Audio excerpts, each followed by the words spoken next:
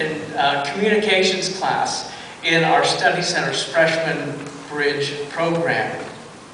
And Gary was the first to embrace the vision and commit himself to the quest of bringing Rivendell College into being. On February the 2nd, 2007, Rivendell College was granted authority by the state of Colorado to grant degrees.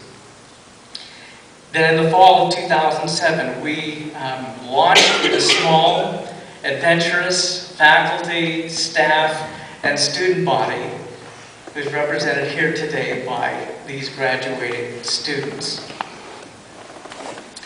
In our very first year of operation, we took up the Herculean challenge of trying to complete our very first self-study for regional accreditation, known as the Preliminary Information Form, or as we affectionately call it, the PIF.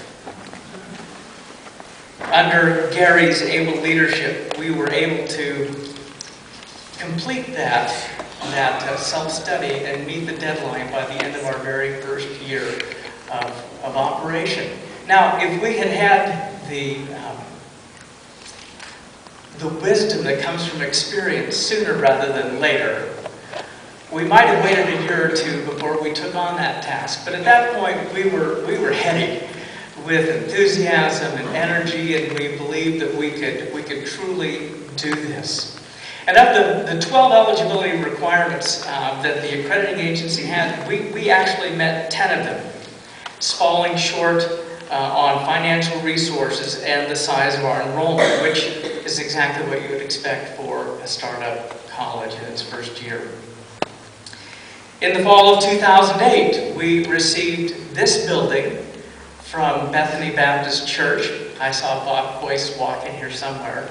Played a key role in transitioning this building from Bethany Baptist to us.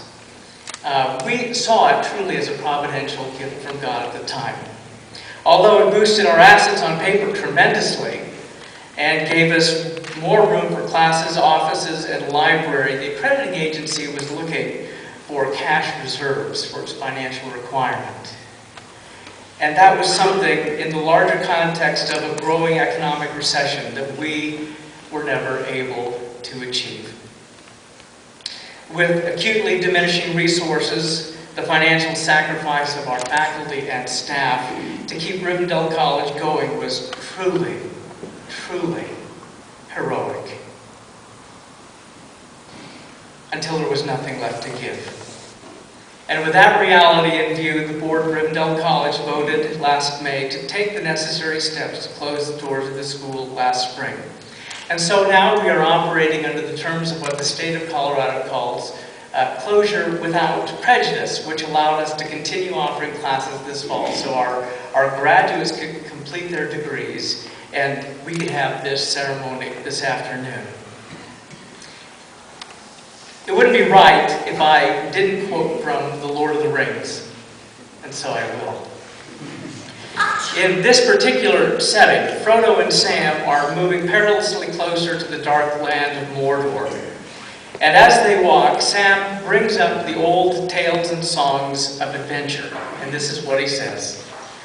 I used to think that they were things the wonderful folk of the stories went out and looked for, because they wanted them. Because they were exciting and life was a bit dull. A kind of sport, as you might say. But that's not the way of it with the tales that really mattered, or the ones that stay in the mind. Folks seem to have just landed in them. Usually, their paths were laid that way, as you put it.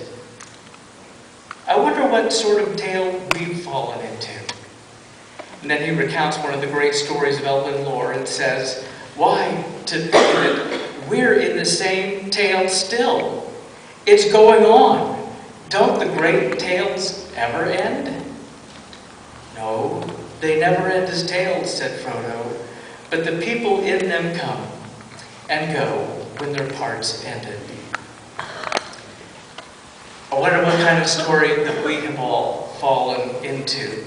Certainly one that began long before us and will continue long after us, but in which all of us who have been associated with Rivendell College have been called to play a very important